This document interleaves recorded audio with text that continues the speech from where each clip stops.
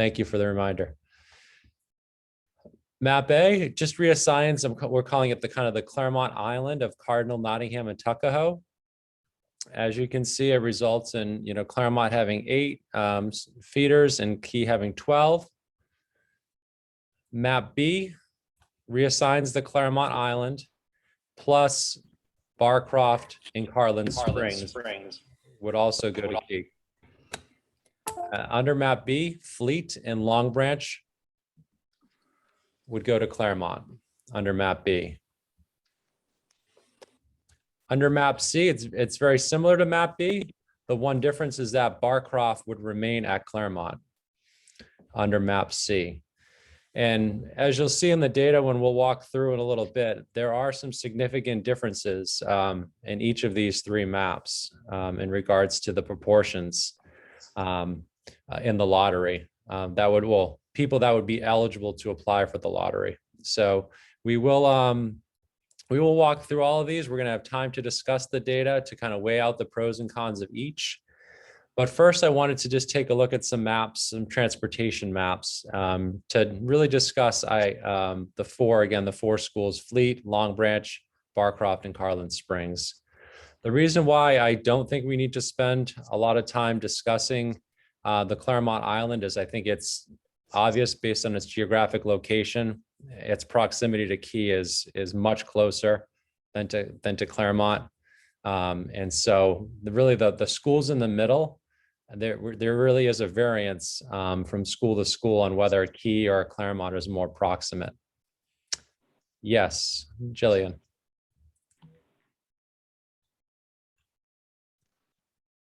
Thank you. I think we might have some sort of threshold questions that we might want to talk about before we get into the specifics of the map. And I think a big one is you've said repeatedly tonight about balancing the pools of the folks in the feeder zones. And you actually said at the last meeting that one of our goals was to balance the pools.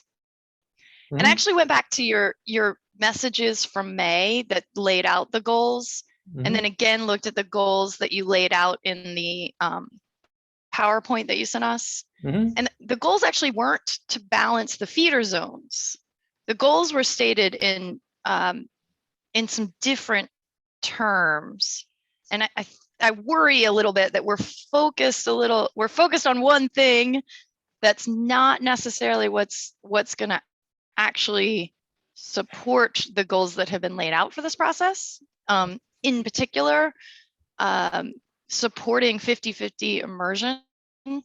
I think that is the #1 goal. Totally agree with it. And if you look at the current enrollment, Claremont has more Spanish speakers in their pool of potential students and fewer Spanish speakers actually attending the school. Yeah, and he is the opposite. So if we're talking about balancing the 2 zones, I don't think that that's the same. In fact, it seems to be the opposite of what the goal actually is, which is supporting 50-50 immersion. And maybe we should talk about how do we serve the goals and then look at the data in terms of what serves the goals. Yeah, and so I have a graphic organizer tonight, and when we look at the data, that's really going to drive a lot of the conversation. And so people will have a chance to kind of note what they see as the positives, as well as some of the concerns or challenges with the feeder structure. And I think, you're more than welcome to add that, to the organizer. And then when we come back to the whole group, but I think I want everyone to really weigh both sides, the positives and the, cons, so to speak, of each proposal. But can we be clear that the goal is to support the 50-50 immersion? Correct. Okay, so it is not, the balancing data is a, maybe you think that should be happening, maybe not, but that's not necessarily the goal. That's clear, right? We all agree that that's not necessarily the goal. That is the goal. I think people on the committee may have different opinions on how to achieve that goal and the different approaches. And I think these different Which is the goal? 50-50, the 50-50 immersion or balance pools? Supporting the program in the 50-50 model. And so, yeah, there may be differences of opinion on how to get to that goal. But we have some different options tonight. And I think the data will help kind of guide the conversation as to what what is helping us get towards that goal. And I want people to share their honest and, candid feedback on the organizer that we'll go through tonight. I appreciate just taking a minute to clear that, like make sure everyone understands that, because I think it's pretty important to the conversation. So thanks, Julie. Okay. So looking at the HubStop map now currently, this is for Key. You can see here in the Fleet and Long Branch feeder zone, there are 3 hub stops. There's the MPSA stop, North Wayne Street and 2nd, Lyon Community. So from an APS transportation standpoint, these are the 3 stops now that transport kids from Fleet and Long Branch to the ATS site here. So you can see that. Hey, Jonathan. Yep. Sorry, it's Kristen. This is the map from when Key was at its old location. Okay. Yeah, this is not correct. This is not the new one. Okay. Would you mind, could you throw that in the chat, and I'll put up we'll shift gears to the Claremont one then. So this is the Claremont Hub Stop school year 2021-2022. So we'll shift to the Claremont one while we get the Key one up. So here's the Claremont Hub Stop map for this year. And so you can see for Carlin Springs, there are the 3 hub stops, one along the west end of Columbia Pike. We have the South Harrison Street and 7th Street South, and South Kensington Street and 3rd Street South. So these are the 3 hub stops for Carlin Springs now. And you can see the green flag. This would be Key, where Key is currently located, and then Claremont here. As you know, there's a big park here in the middle of the boundary. If we shift over to Barcroft, we have the Alcova Heights and the Barcroft stop are the current 2 hub stops in the Barcroft boundary. So again, under map B, both Carlin Springs and Barcroft would be assigned to Key. Under map C, just Carlin Springs would be assigned to Key.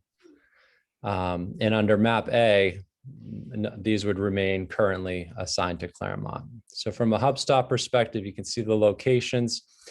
From Carlin Springs, the southern part of the boundary is, of course, more proximate to Claremont. Once you start to get to the northern end of the current Carlin Springs boundary, it tends to be more proximate to the current Keys location.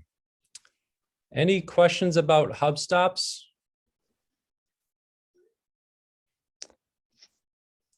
Okay, let me see if it's in the chat. I do. I have my hand raised. So I know my hub stop or my children's hub stop is missing from this map. So I just want to make sure we're not making decisions with things that might be missing. And then the other point I want to make is that stop in Alcova Heights also serves students who are in the Randolph feeder. They have to cross Columbia Pike to get to that hub stop. So I'm not even sure if that hub stop would be eliminated if we moved Barcroft. So I guess 2 questions. One, are any hub stops missing that would be relevant to this discussion? And then the second one being, with some of these hub stops being shared between feeder schools, would they still, I guess, exist? Rachel, this is Kristen. Which stop are you? It's a shared Randolph and Drew stop down by the Taylor Street Apartments on 16th. So kind of where this 4-mile run, like the Randolph stop had too many kids. So I think you guys made a second stop. That's down closer to Claremont. So it's not on this map, but it just made me question if there were other hub stops missing. Yeah, I had a similar question of just longevity of the hub stop model, and like any thoughts on how long that's going to stick around, if there's any change. Just like, I want to make sure we're basing things on that. Okay. It's going to be in place for a while. Yeah, they're going to be in place for a while, permanently. But Rachel, I'll have to investigate yours.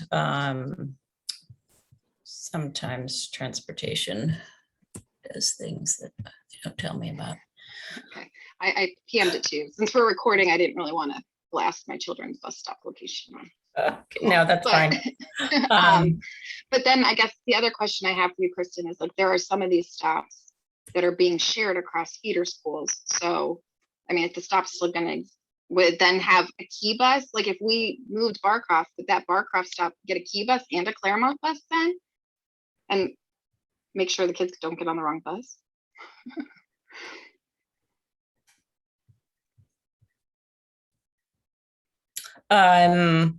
Sorry, I'm distracted trying to find the updated key map in my directory. So are they shared stops? I mean, like that Montessori might also have with No, key. Claremont students at that Barcroft stop, it's behind the boiler at a church. Mhm. Some from the Randolph feeder, they cross Columbia Pike to get to that Barcroft stop. And then students in Alcova Heights, walk from their neighborhood to get to that stop. So if we separated Barcroft, Randolph would still need that hub stop potentially, or if we're saying the hub stops last forever, or somehow another bus, I guess, would just be needed because there's not room at the Randolph stop for them. So I guess my question is kind of like, is that something we need to consider?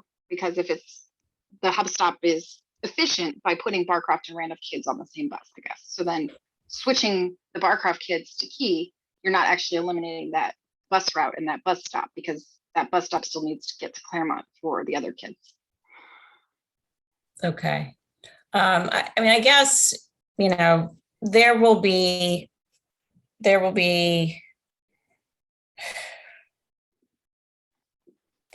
hub stops that may have to have their location adjusted, probably not too far from where they are, depending on what we do here, I think.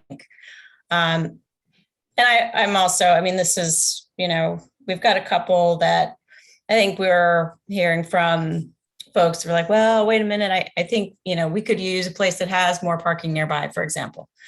So we're willing to look at some of those adjustments. But I think I'll have to come in and look at the particular situation here if we do decide to change it. Or if, just how the feeders are going to bear out, I think, because I'm looking at the Alcova Heights stop versus like on the Key side, we've got to stop at Montessori, right? So if the fleet feeder is really at the Montessori stop. Mm-hmm. So, which is where the little flag is just to the east of, thank you, Jonathan, of Alcova Heights. So the question would be if fleet ended up going to Claremont, or not the question, that stop would then be shifted.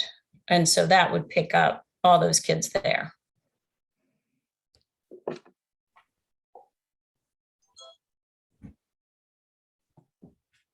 So from a distance perspective, in both the Carlin Springs and Barcroft boundary, the northern end of the boundary is more proximate to Key. You have George Mason Drive here, which kind of gets you a direct shot up to the ATS site. And the southern end of the boundary is more proximate to Claremont.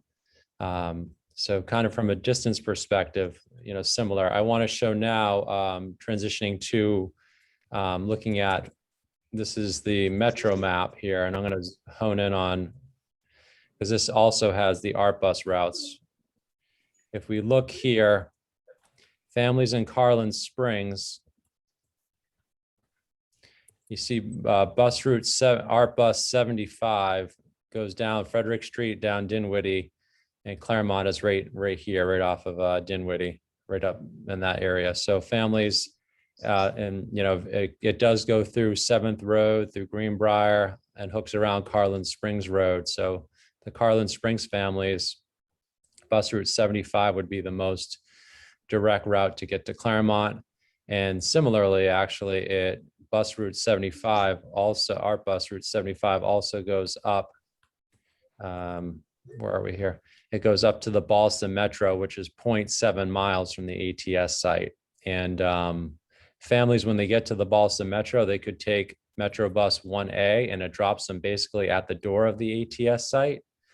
or they could get off at an earlier stop, you know, and walk as well. It's 0.7 miles. So bus route 75 would be an option. You also have bus 25B. So that's not an ART bus. The green is the ART bus. So anything you see on green here, the blue Metro bus goes down Carlin Springs Road and goes up towards Ballston as well. So that kind of gives some coverage to folks along Carlin Springs Road, where the ART bus kind of veers off to Kensington and 7th. You have 25B going through. Folks that live on the Pike can take ART bus 41, and that travels up as well to the Ballston metro area. And then from there, it would be a little over a half a mile walk to the ATS site. So Carlin Springs, there's some, you know, there is some bus coverage that goes through various points of the boundary. Obviously doesn't cover every street, but there's 2 or 3 options going north. And then the one main option going down that really is proximate to where Claremont is located, and that's ART bus 75. Shifting over here to kind of the Barcroft neighborhood. 41, you know, it would be also in George Mason Drive would pick up some of this as well. So that would also be, you know, helpful to some of the Barcroft families going north. And in terms of south, you have the 10B, and then you need to make some connections as well to the 77. So there's it's not as a direct route to get down. You could also come down the Pike and then get off and catch the 75, but a little bit more roundabout way for folks in the I think Barcroft community to take public transit down to Claremont versus going up a bit, but still aside, once you get off the Glebe Road and Mason Drive, not a ton of coverage, you know, in this area. Just a little, it's pretty limited. So most of it is over off the main areas here. Any questions before we shift over to the Fleet and Long Branch neighborhood? We're just chatting with, oh, that looks pretty good. I'm wondering which one that was. Is that Eddie Crawford. Okay, I'm chatting Mary, with would you mind muting? Emily is over and Elizabeth and she are hanging out in Olivia's drawing. Mary, we can hear you. I just muted her. Oh. Yeah, that's Sorry about that. That's okay, Mary. All right. So moving over. So I think some of the things you said were just a little incorrect. Like the 75 and the A and the 1A and the 1B stop at the same stops. And the walk from Ballston to Escuela Key, you kept saying ATS, maybe you meant Escuela Key, is 0.5 miles because you can take the Bluemont Trail. You don't have to use Wilson. And that shaves a significant amount of distance, but you don't have to go the driving route. But it's also why the corner of the Long Branch, you didn't do the hub stops for the Key School, but if you had, you would see that Long Branch is actually a very easy walk. The western edge of the Long Branch zone is a very easy walk to Escuela Key. Yep, that's where we're going to shift over to that as well next. Thank you for that. So over here, you can see in terms of the transit, it's a little difficult to see. Let me see if I can pull up just a kind of a contrast here. It's not the one I want. Let me stop for 1 second and pull up the other map, immersion one. We can kind of place Fleet and Key a little bit before we talk about those two.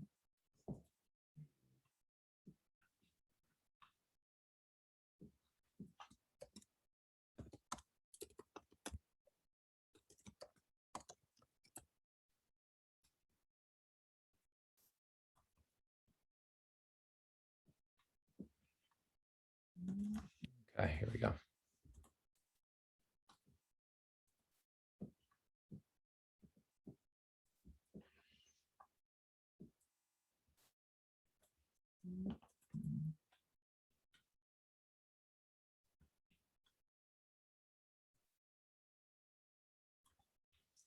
Okay, so through the Fleet boundary, you have South Glebe Road going through the kind of the western edge of the boundary. and Walter Reed Drive and Route 50. These are kind of the three main roads that go through the fleet boundary. And when we go up through the Long Branch boundary, you have Washington Boulevard on the eastern side, Pershing Drive, and Wilson Boulevard. So those are some of the main transit routes. So if we look then, shifting back, Kristen, we were able to share the key map. I had to email it to you. It did Oh, you not did. it did not like my attempt to upload it. Okay. All right. I'll pull it up in a second. Actually, let me do that now before we do this. Okay.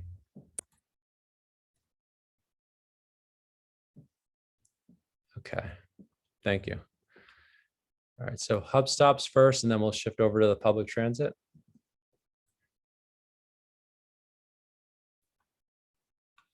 So again, we have the MPSA stop down here. It's kind of distance between Walter Reed and Glebe here. And then you have Lyon Park and the North Wayne Street and Second, right near Washington Boulevard. And this, I think, looks like Pershing that cuts across.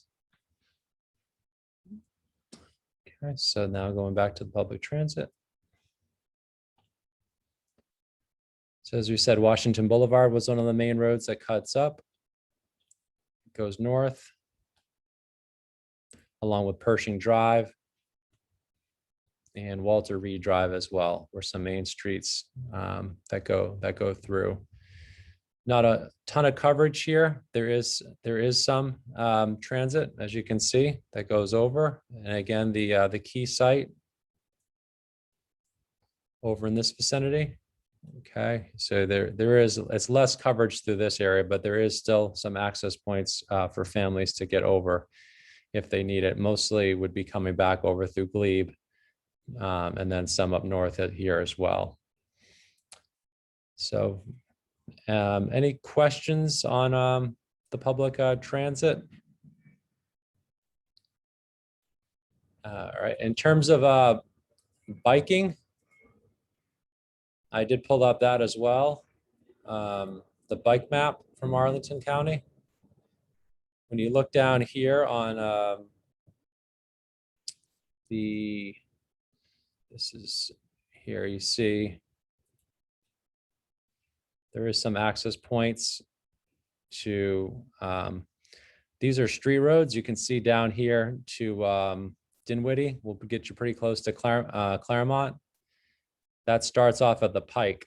So the families in the Carlin Springs boundary live, between 50 and Columbia Pike. So in the middle part, not a ton of trails, aside from the one here, it looks like the 4 mile run access point, or if you happen to live by the Pike, there is some as well.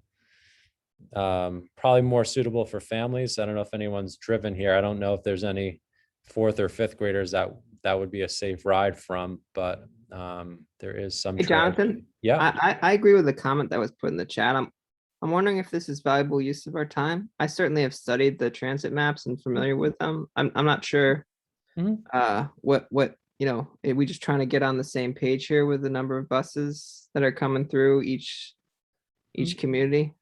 Yeah, just trying to give people the sense, so when they weigh out the proposals and they can weigh out the transportation impact, for example, like, people could say that, yeah, Carlin Springs, the families that live on the southern end would have a longer travel distance. I think at least from the key perspective, I know Julian and myself and others have studied the transit maps and talked about it offline. So we're certainly equipped to have that discussion. But I don't know if, I just wanted to give from a bike perspective, both Claremont and Key are very close to different trails, and both of them have sort of a unsafe gap between where they are and the trails. I mean, I think that's pretty much what you would say. Right. Claremont is near the 4 mile run and WNOD trails, and Key is near the Bluemont and Custis trails, but neither is right on the trail, and both of them have some dangers in going from one to the other.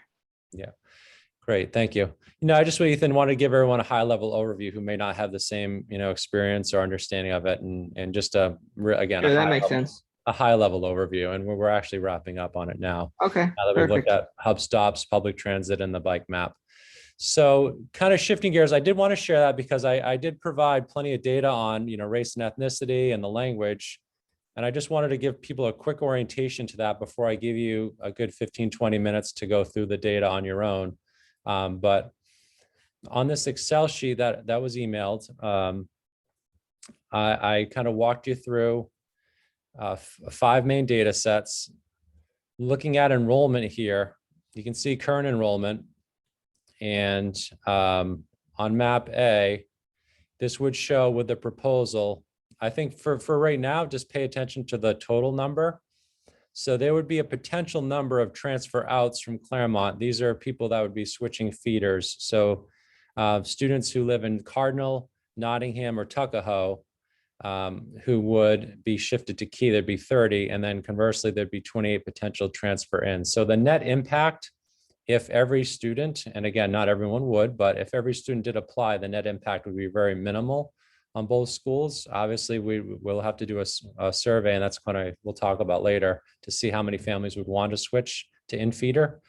And then you can see here the total impact, the transfer outs and transfer ins. This is the total maximum for map B, and then the total maximum of transfer outs and transfer ins, and the net impact under map C. So as you go through this tab, really just pay attention to the total.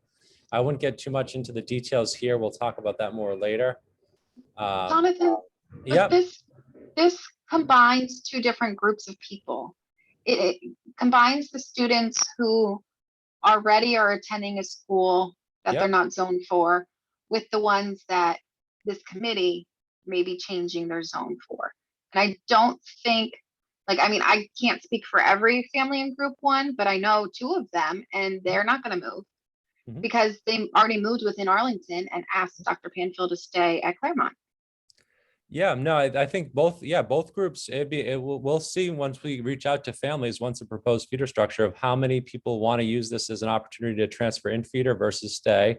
And then how many since under the proposal, families can remain at their current school through completion. So even if Carlin Springs, becomes a feeder to Key, those families can stay at Claremont. We're allowing them under this draft proposal, and we'll talk about that more later. So I think, bearing that, families will have options and choices. And, when we reach out to them and ask, that's when I think we'll get better insight into the exact numbers. But for this instance, even though it's 2 different groups of people, it's the same concept of whether they're going to transfer in feeder.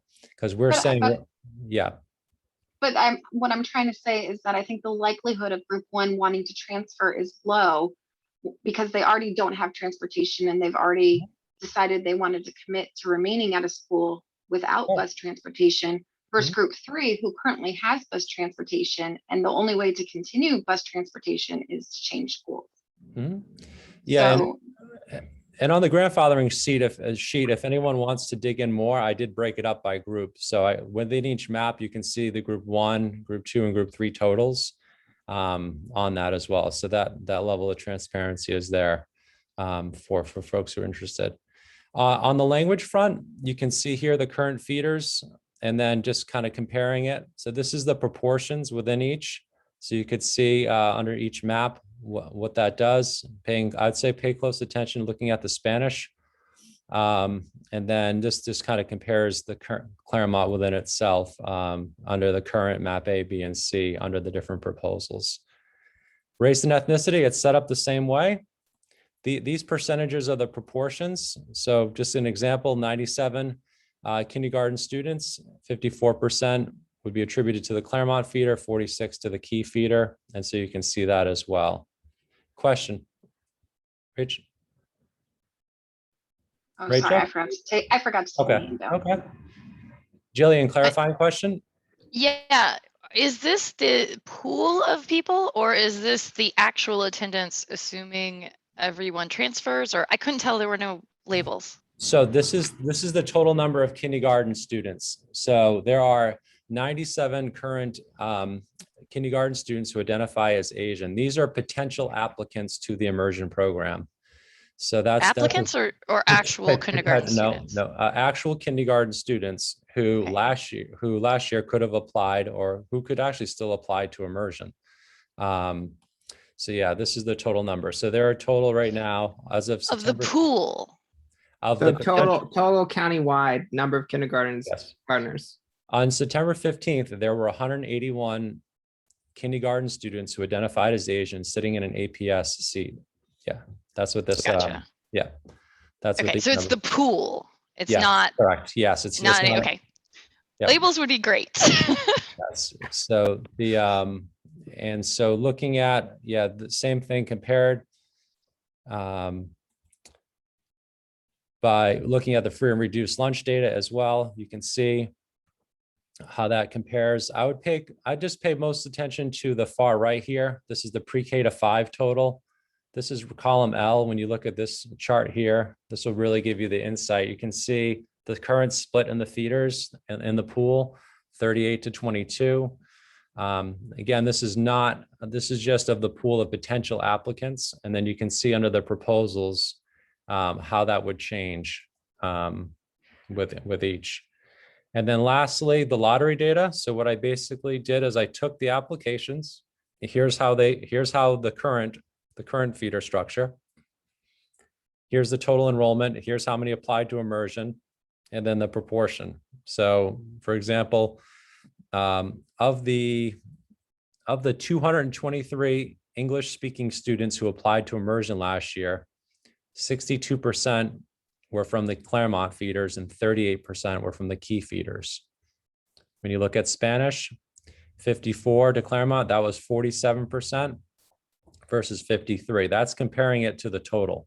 So again, 116 students who identified as Spanish speakers in the lottery application applied, and that's the proportion. So, and then you can see it with the different map scenarios of how, if we were to have applied that map, the proposals to the lottery data of how it would change. So just kind of using last year's lottery data and applying the maps to it. So you can see how the proportions would adjust based on the 3 proposals that you're seeing tonight.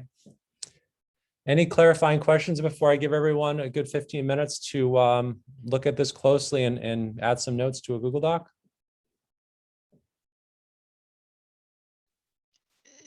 So do you have, here you have the breakdown English, Spanish with with people who actually applied to immersion? Yes. Do you have any, the free and reduced lunch or other demographic breakdown by people who actually applied to immersion? Because you can see here, it's a big difference between pool and actually applied.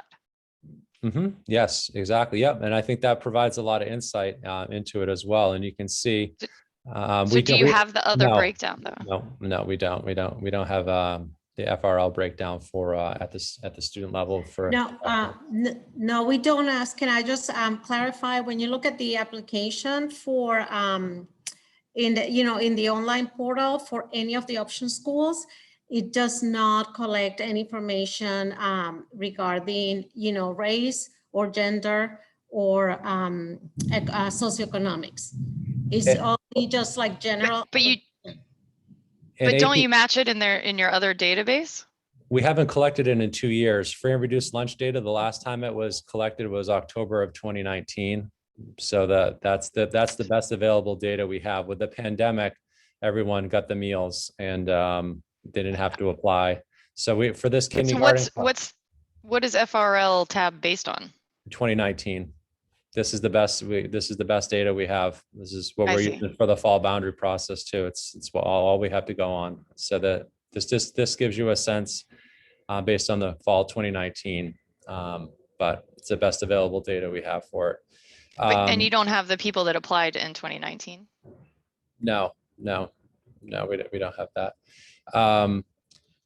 So what I'm going to do now, I'm going to on the Google Doc, and I'll put this back in the chat that we've been using. I'd like everyone to let's take 15 minutes and we'll do a check afterwards. And just for everyone to type in, what are the pros and cons they see of map A, B, and C, kind of using the data, going through the tabs. And some people may already be ready to jump right into it, but just taking a few minutes, let's say 15 minutes, and adding in the pros and cons of each map, and then we'll have a discussion. I'm going to stop. I'll monitor the chat for any clarifying questions. And I'll also add in this Google Doc back in there so people can easily retrieve it. Any questions about the task? Okay, I'm going to stop sharing and I'll add it to, okay, clarifying questions. Go ahead. Jillian? Sorry, that's just old. Okay. So Any just to other- clarify, the only tab that accounts for true applications to immersion is that one with the feeders, but it's not actually based on like race and ethnicity or anything like that because we don't have that data. The lottery data has the people who are the applicants, correct? Okay. Yes, yeah, and then the others are looking at the pool, the pool of potential applicants. On the other the other larger Excel document, there is all of that data. Looking at, if you're curious of for the FRL by like current enrollment in the lottery, we have that. But for this comparison, it's more focused on the pool. Okay. I'll monitor the chat and just give everyone 15 minutes.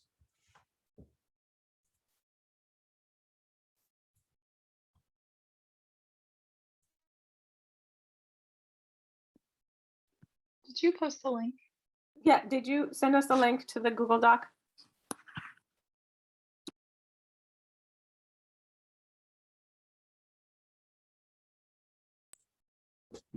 It's in the chat. Yeah, thank you.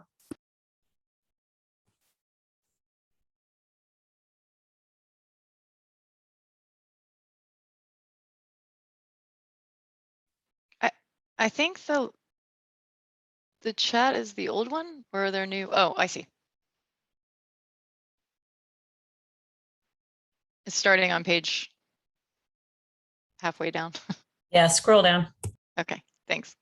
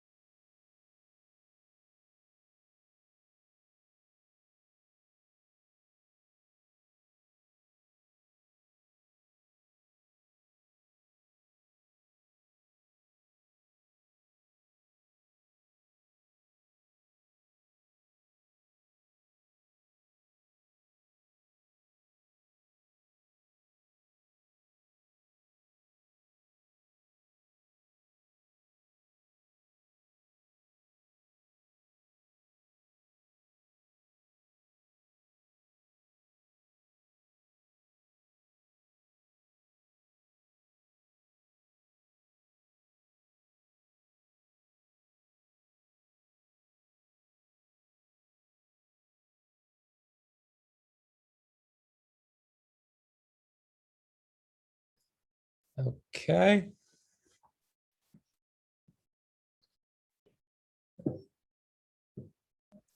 Thank you all for your comments and additions to this. So just, can I, if everyone wants to speak up on map A, just a few comments. If you want to raise your hand, we'll have 2 or 3 speakers for each. Do we want to comment on map A, what they see as the pros or cons?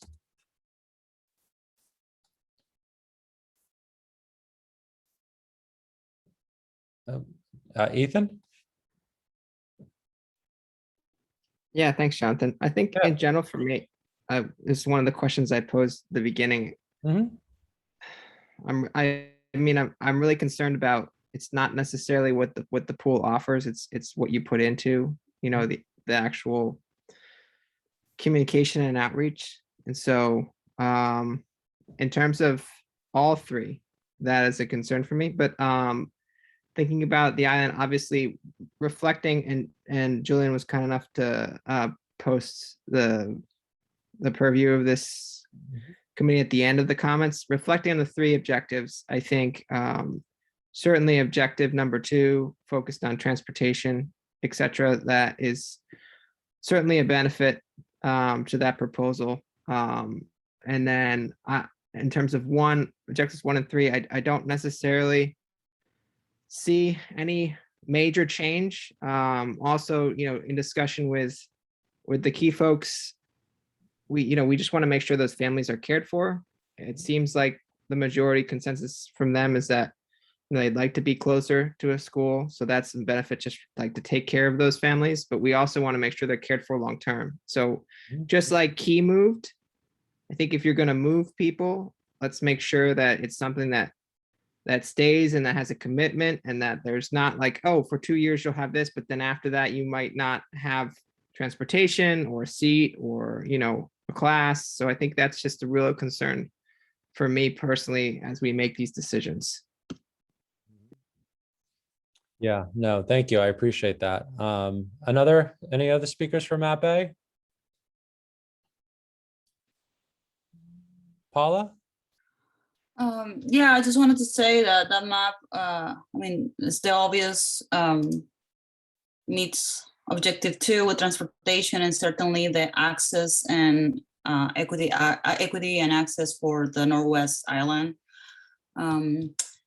And as Ethan was saying, I think it's very important, and we'll talk about it, but I think it's imperative that if we're going to switch any families, that they are guaranteed a spot in their new in-feeder school. And I guess we'll talk about it, but that is very important, especially for these families, because since it is so far, like if you are unlucky, let's say that the policy is, if you don't have a spot, then you can stay at Claremont.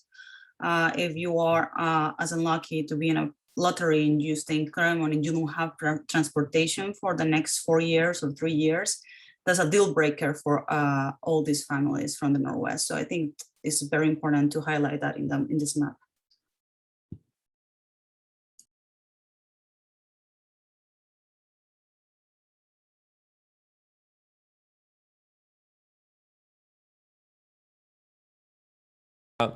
Let's move on to map B now.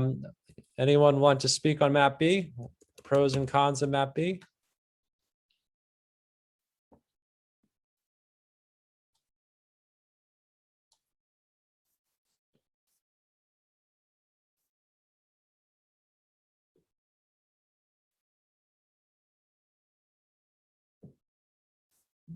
All right. Oh, Jillian.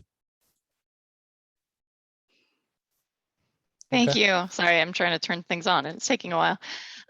Yeah, so map B, and this is true of map C as well, proposes to move the Long Branch neighborhood from Key.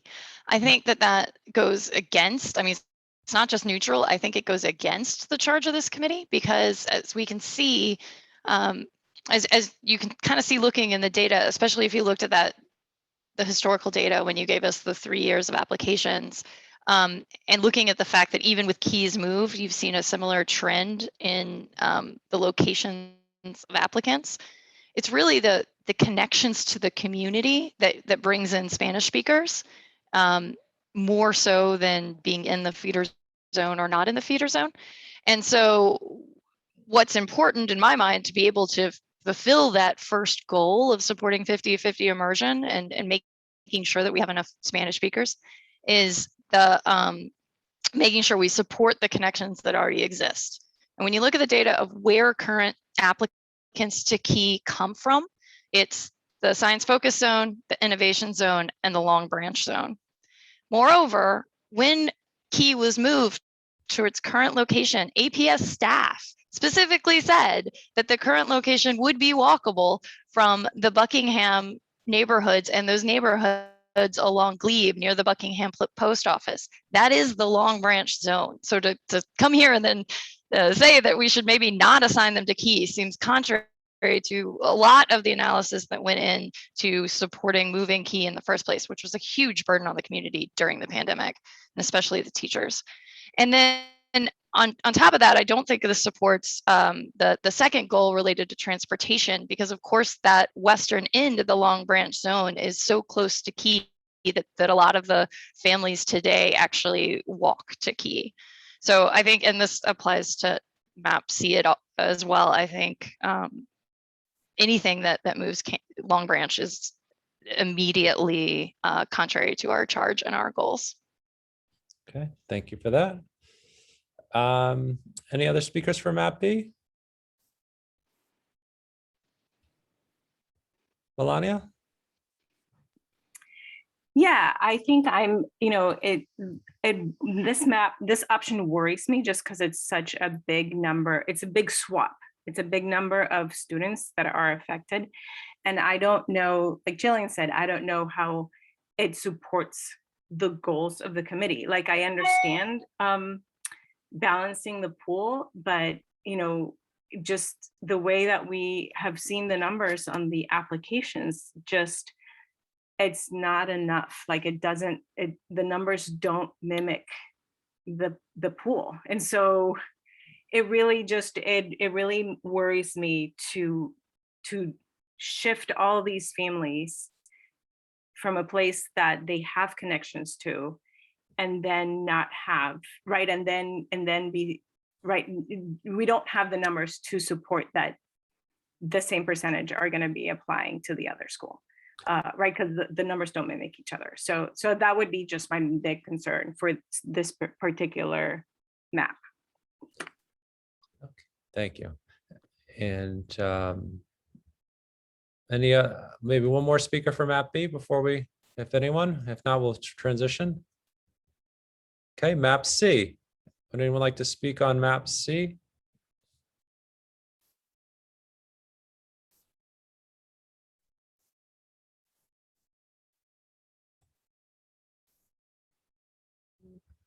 Jillian?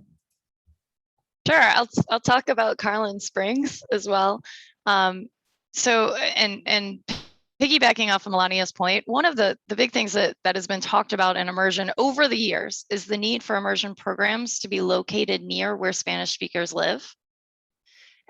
We talked about that with Escuela Key, but in relation to Claremont, it has often been discussed that an immersion program would be better located where Campbell currently is located, and there could potentially be a swap of those two programs because Claremont is also located near a park which would support Campbell's programming, or something else could happen. But that's been something that's been discussed multiple times, both for the good of immersion and the support of a 50-50 model, and for the need for neighborhood seats on the western end of Columbia Pike. So I think we have not studied that at all, and moving Carlin Springs to the Key feeder zone seems like that would take that option off the table, and we'd sort of be making decisions for other processes that haven't even happened yet, which I'm really uncomfortable with. Additionally, just looking at this project and talking about equity and transportation in the Carlin Springs zone, as we saw on that map of Spanish speakers, many of the Spanish speakers live down there along Columbia Pike, and that's the area that's actually the hardest to get up to the Escuela Key building. It's the furthest from the Escuela Key building. it's not that close to Claremont, but it's significantly closer to the Claremont building than it is to the Escuela Key building. So when we're thinking about equity, I think it's important when you look at the Carlin Springs neighborhood to take the reality of how the demographics lay out in that neighborhood into account. And I'm also very strongly opposed to moving the Carlin Springs neighborhood because I think it's sort of out of our charge because of the whole Campbell situation, and then also against many of our goals. Well, what I would say, thank you for that, is, there's a lot of ideas, right, that have been discussed. You mentioned one, Jillian. Whether any of these ideas become a recommendation or end up being implemented, none of us here know that. And in terms of even if any of the recommendations, are supported, then there's the whole implementation planning. Whether it's 5 years, 10 years, 15 years, first of us don't know which of these ideas will come forward as a formal recommendation. And then secondly, if it is recommended, if the board supports it, and then what the implementation planning would be and how long of a horizon. In some cases, it could be much longer than any of the current, students are there. It could be a long time, with the current CIP. So I think there's a lot of unknowns. And so I think I don't want that to limit people thinking like, what changes do we need to make now? Knowing that, yeah, there's a lot of great ideas to how to strengthen the program and recruitment. None of us know, like with this recruitment effort that comes out of the visioning, their plan for it, to what extent that will increase applications and in which neighborhoods and within which communities. We'll need 2-3 years probably to see a trend, to see to what extent the recruitment and engagement and marketing plan kind of yields dividends in terms of the extent of application increases. That's an unknown. I think we can all hope and trust that they will increase, but where they will increase, to what extent, is an unknown. And so, right now we're thinking, I think trust between immersion and APS is in short supply right now, and especially when you're saying that we should take this potential off the table because it might not actually come to fruition long term. I think it's just beyond our charge to take it off the table. It might not happen. I just don't think it's our place to say that it shouldn't happen, given that we haven't discussed it. We haven't engaged with Campbell. We haven't talked about neighborhood seats. We haven't talked about anything that has to do with those things. So you're right, it might not happen, but if we make this change, it will not happen.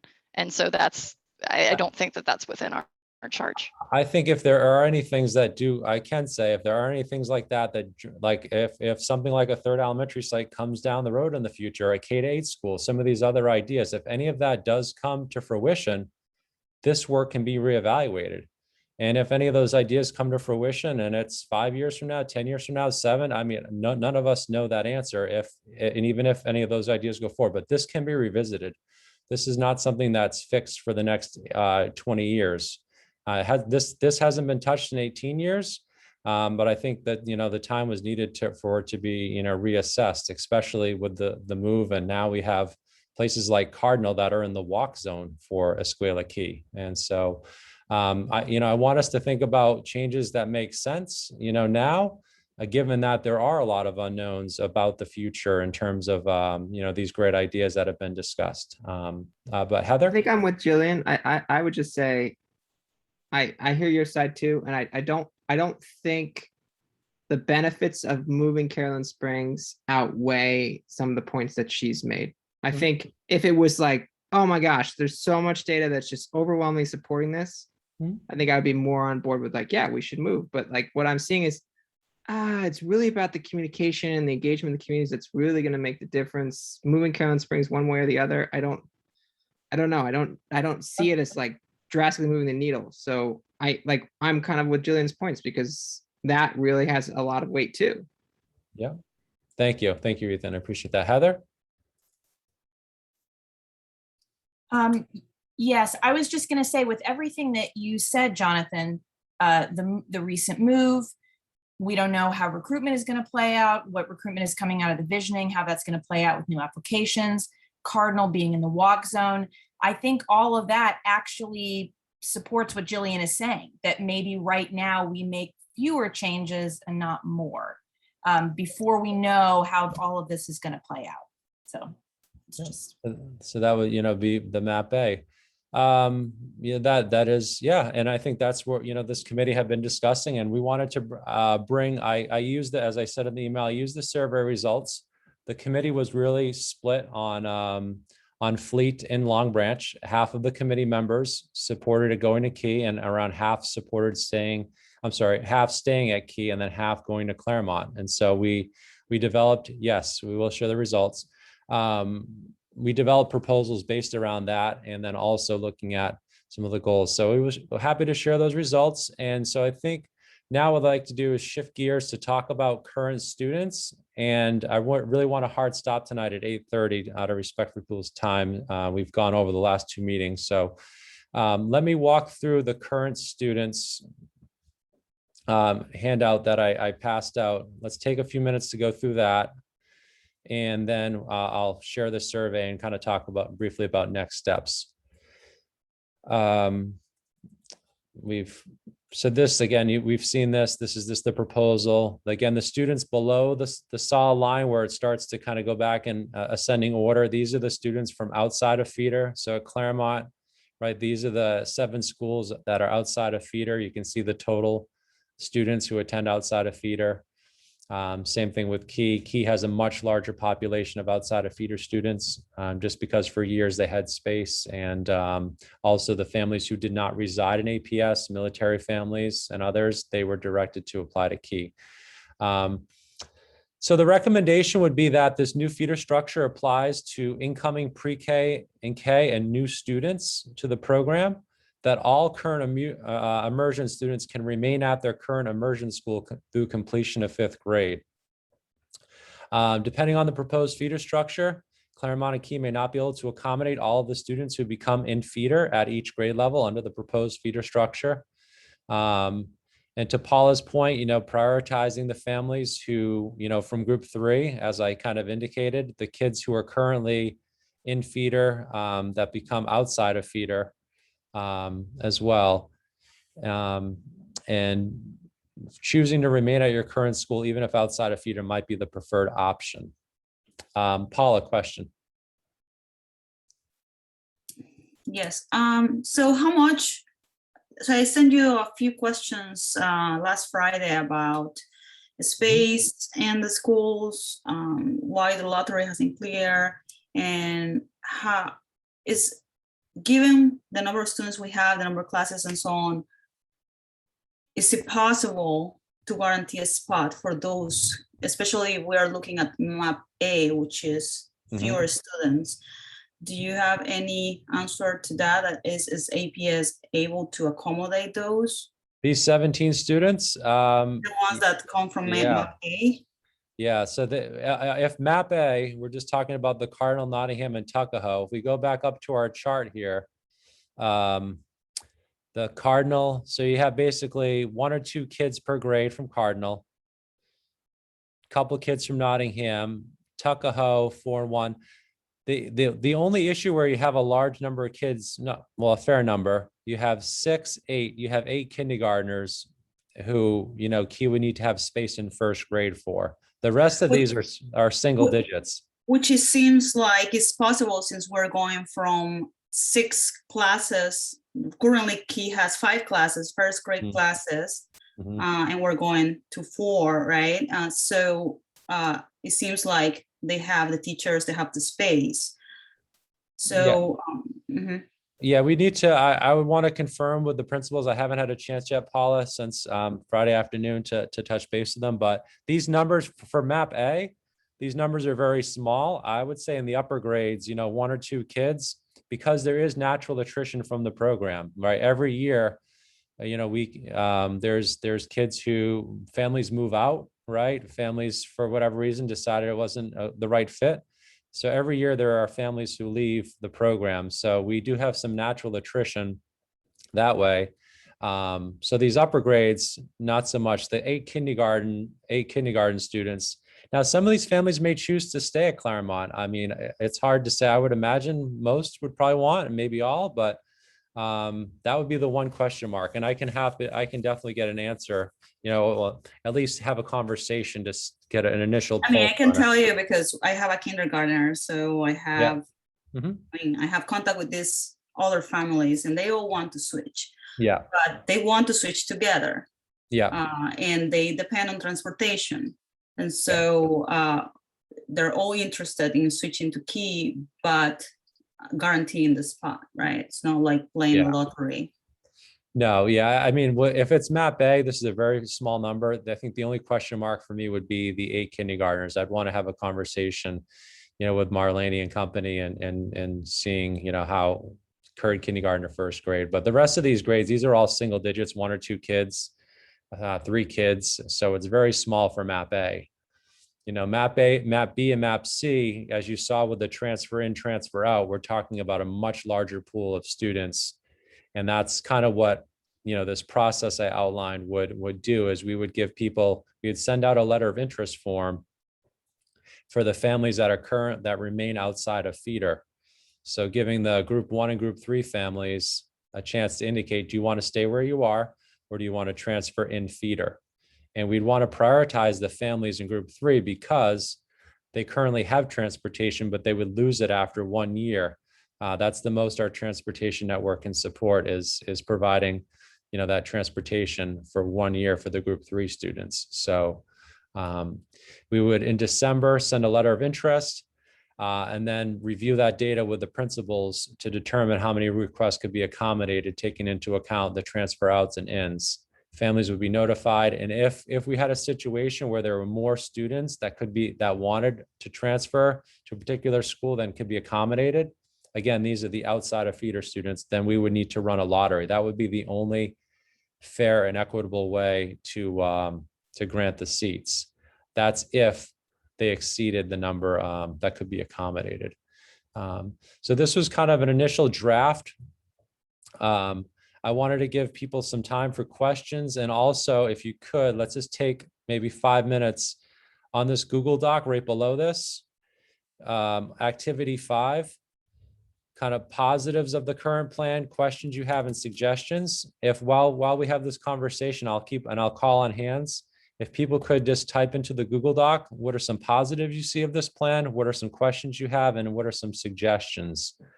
If you could type into this, and then we'll have some dialogue for 5 minutes or so. I think Melania, you were next, and then I'll go to Jillian and Heather. Melania? I just wanted some clarification on the transportation. So Yes. especially for group 3, like that worries me. So right now, the recommendation is that this new structure doesn't apply to our current students, which are group 3. Yes. It applies to pre-K and new kinders and any new student. Yes. But in group 3, transportation to their current school is only going to be provided for 1 year. Is that what it is? Yes, correct. So let's, Paula identified she lives here. So if Paula's decided I want to keep my child at Claremont, Yes. APS could provide transportation for 1 more year. After that, the child could remain at Claremont through completion of 5th grade, but APS transportation would only continue for 1 more year. So that's if they want to remain outside of feeder.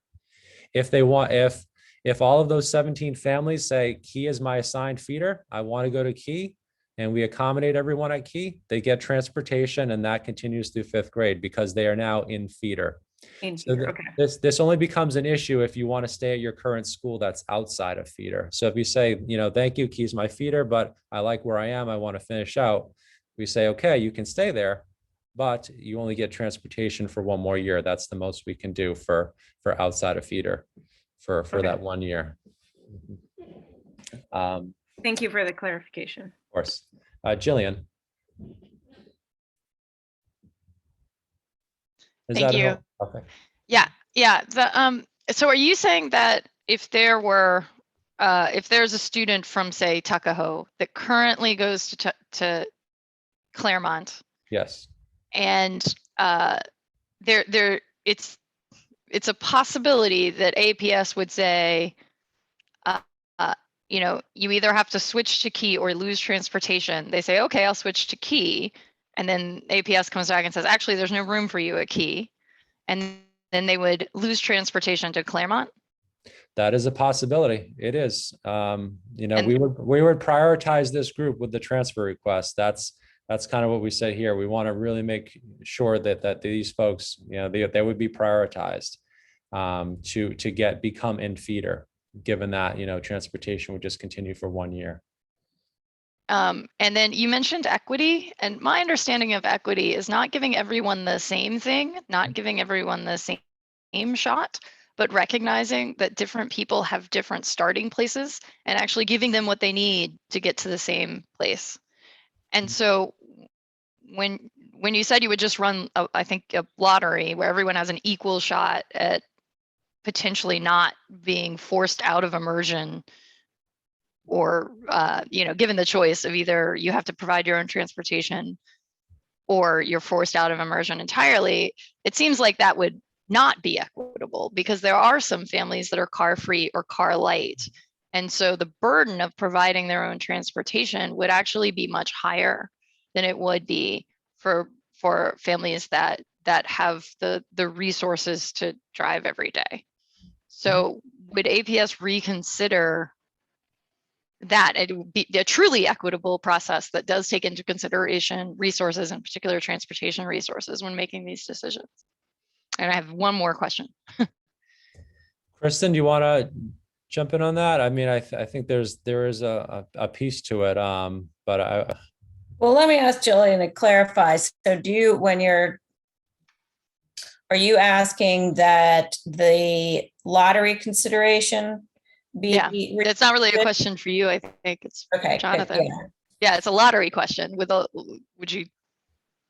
If you're going to say that everyone has an equal shot, regardless of what transportation resources you have, that's not equitable, that's equal. well, I think we're saying to try to prioritize the group 3 people, group 3. But within group 3.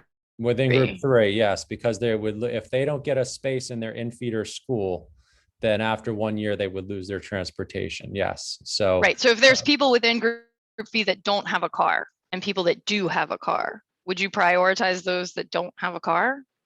We don't do that for any of our current processes. I don't. Yeah, I think for Okay. that reason, sorry to jump in, but for that reason, it's important to guarantee space for these kids, because a lottery within the group 3 is going to be unfair. Mhm. That now you are taking away the feeder school, like you are in feeder with transportation, Mhm. and now because you unlucky, you stay in Claremont, but now after a year you take away the transportation. I think that's unfair, and make the kid to stay in Claremont, that to switch. Okay, now we have space in Key after a year, 1 more year with being with other kids. I don't know. It's just very unfair. I think this is a really important. I mean, for me as a parent from the Northwest and as a rep for these families in Claremont, it is really important to have that question answered before we can commit to this proposal, even from moving these families, because it will be unfair to them to have to participate in another lottery and somebody will just left behind, basically. Yeah. And it seems like he Yeah, has the capacity to receive these 8 kindergarteners, since they have already 5 first grade classes. Mhm. Yeah. And then the last question was for Kristen. Would you guys consider letting kids who aren't guaranteed transportation walk back is what they used to call it, go to a hub stop, get themselves to a different hub stop? I think we can certainly consider that and work with the group on that. I was just sort of thinking about the conversation about prioritizing within the lottery, and I'm trying to think about how we do this, for non-option schools, for our neighborhood schools.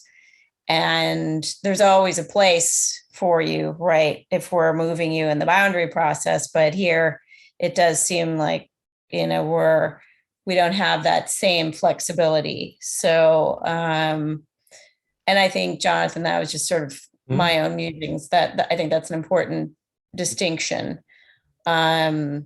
I would have to, I'd go back and talk to Kim Wilkes about the transportation issue. One thing that we have been, we've been really trying to do better about is making sure that we have an accurate list of who's on our buses. And so I think Jillian, to do this, to have students who maybe, if you can get to a hub stop for your assigned or the school that you're staying at, I think we would just simply want to be sure that that becomes formalized in some way so that we know that that student is assigned to that bus. I mean, of course, this became very important during COVID with contact tracing and whatnot, but, even when, knock on wood, we're back to normal, anything could happen either to or on a bus. And so you just want to know at least what families should be receiving notifications. And actually, we kind of had this, we already had this issue, didn't we? With WNL. Yeah, we did. So, all of that is the long way to say that I think, sorry. Oh, sorry, go ahead. Muted myself. I think that's something that, we can discuss as part of this process. Thank you. Okay, Rachel? So I just want to clarify, can the committee recommend that we must guarantee transportation? Like, when can planning staff give us an issue? I mean, in theory, kids could get off the lottery wait list and take 2 of the spots he has right now in kindergarten, and that would bump down any transfer students even more. Mhm. So I guess my first question is, like, there's a lot of kids on the wait list for the lotteries. So recognizing this process may be transferring kids, could it be possible that all the spots get filled by students coming off the wait list this school year? So this proposal, good question. This proposal prioritizes students who are in the program. So the idea would be in December, we do this before the lottery, and even before. Not that lottery. You talk about the current wait lists? Yeah, there's like 40 some kids still on the Claremont kindergarten wait list. Key still has several kids on their wait list for kindergarten. So any of these open spots right now might not be open come, June 30th when school ends, or when the lotteries run for the next year. So I guess my question is, like, if we're recognizing that APS planning staff's not ready to commit to these families having spots in their new feeder school so they can have bus transportation, then why would we be, not that I really want everybody who wants to be in immersion to be able to be in immersion, but it also seems unfair to put new families into the program and then not allow current families to continue their immersion pathway because they need that transportation. Yeah, I think I think prioritizing the current families is definitely something that this committee could recommend. You can recommend, with our proposed change that, we recommend current students can stay where they, if they want to stay at their current school, they can, and then with the understanding of what the options are, and then families who request a transition in feeder take priority. That can be a recommendation of this committee. Absolutely. Jonathan, I'm sorry, I don't think you're understanding my question. What I'm saying right now, there is a Yep. wait list for Yep. the current kindergarten class that as of tomorrow, they could offer the empty seats to new families Yeah. before our committee ever makes a recommendation. And then by the end of the school year, there could be no seats for this kindergarten class that's becoming first graders next year. And we may be telling some of these families in the Northwest, those 8 kindergarten families, oh, sorry, we filled up Key with the lottery, in April, and now you don't have a spot, or in January or whenever. So do we need to make a recommendation recognizing that that's happening at the same time to, pause the lottery until planning staff or whoever the people are saying how many kids Key can accommodate or Claremont can accommodate in transfer situation can validate? And I think we just start with map A because that's 14 kids. It'd be very simple to figure out where the seats are. Because I just think it's really unfair. Like, you don't take away buses for neighborhood families. Like, you still let them, if you're bus eligible, you're, in the bus zone, you still get the bus. So why would we say, like, there's no spot for you? Like, I don't know, that would, Well, I can't provide a definitive answer. I need to consult with some additional staff before I can, but I can follow up with the committee on that and after we talk. It seems like that's really the one big piece. The other grades are 1 or 2 kids, but the kindergarten class. So I'm happy to have that conversation and circle back with this committee, you know, hopefully by week's end, if not sooner. I need to have some dialogue with some additional staff. But that is a good question. Heather? Yeah, to tag on to that, I mean, is it possible, you said earlier in the conversation that you're going to talk to Senora Perdomo about specifically the kindergartners. Yep.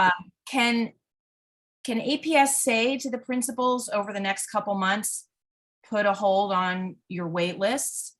I think the idea is still time-wise to make this recommendation to the school board sometime in November, December. If they approve it, if we go with map A, let's say, families can be asked in January and February what they want to do, current families, what they want to do. We solidify that before the lottery even takes place. Is that something that's that what we- I outlined. Yeah, absolutely. We'll need to do that actually in December. So the superintendent's going to present his proposal on November 16th, and then the school board is going to act on the proposal on December 2nd. And so following adoption, you know, we'll know right then and there what the feeder structure is. If our recommendation is the one that, you know, this committee makes that gets adopted. And we'll need to outreach because for the Welcome Center, they need this information by, you know, mid to late January prior to the lottery. But your question is a good one. I can't definitively answer that. I need to consult more. I don't know if we can put a moratorium, so to speak, on the wait list, you know, for a specific grade or in general. I would need to check on that, Heather. I don't want to misspeak, but I can get that answer and follow up with this committee. Yeah, I think it's worth asking. I mean, just having talked to Senora Perdomo, I mean, I don't think we're getting a ton of drops from kindergarten. I don't think she's actively, you know, pulling lots of people off the wait list. But if that's something that be run by the other folks. No, it's a good question, and I'm happy to have that conversation with the staff I need to consult with on that and circle back with this group. So this is just an initial pulse. We're going to meet again as a committee, but there's a school board work session next week, and I need to give the school board an update on where we are as a committee, kind of our initial thinking. And so this survey is going to help give me a pulse of where people are. So for each proposal, people are going to rate: you strongly support it, support, reservations, do not support but would respect the majority, or strongly do not support. And so when you go down here for map A and B, I should go into present mode so you can see it a little bit more fully. Map A, you know, where do you fall with that? And then to rank them, first preference, second preference, third, or do not support at all if you couldn't put them as either of the three. So I will compile this. I will share the results, and by the end of the week, I will have a slide deck that will be presented to the school board at next week's work session, and I'm happy to share that with this group. And you know, and you can see, you know, for transparency, what we're presenting. But your feedback on this is going to help guide kind of the initial draft and that we put together for that work session. But we will have time to meet again. I am working too on a PowerPoint, on a slide deck that we can share with the community. I'd like us over the next couple of weeks to continue to get feedback. I think I first want to look at this results, because if, you know, unequivocally, if the masses, if there's certain maps that the bulk of this committee has no support for, there's no sense of putting that out to the community for feedback, because if I only want to put out what this committee, you know, has support for. So once I look at these results, I'll shape an update that we can share with the community and focus on getting some additional feedback over the next couple of weeks. And when we meet next, I will also have feedback from the school board following next week's work session. So that's kind of the game plan for next steps. I'll pause for any questions on that, and then we're going to kind of wrap up and finish. Jillian, question? I can't get into the survey. I don't think I'm alone. Yeah, I don't have permission either. Anyone else? Yeah, Heather, somebody else said too. Ethan, I think, said it in the chat too. Yeah, it says Yeah, it says permission need is permission. required. Yeah, Yeah, this is the Don. I don't have permission. responses. I definitely set it so that everyone, okay. Set it so it didn't, I set it so it didn't require an APS login to participate. Will you email us the Yes, link? I'll email it out of respect for the time. I'll email it to the group. Yep, sorry about that. I thought I changed those settings properly and tested it. I will get that cleaned up and email that out to the group promptly.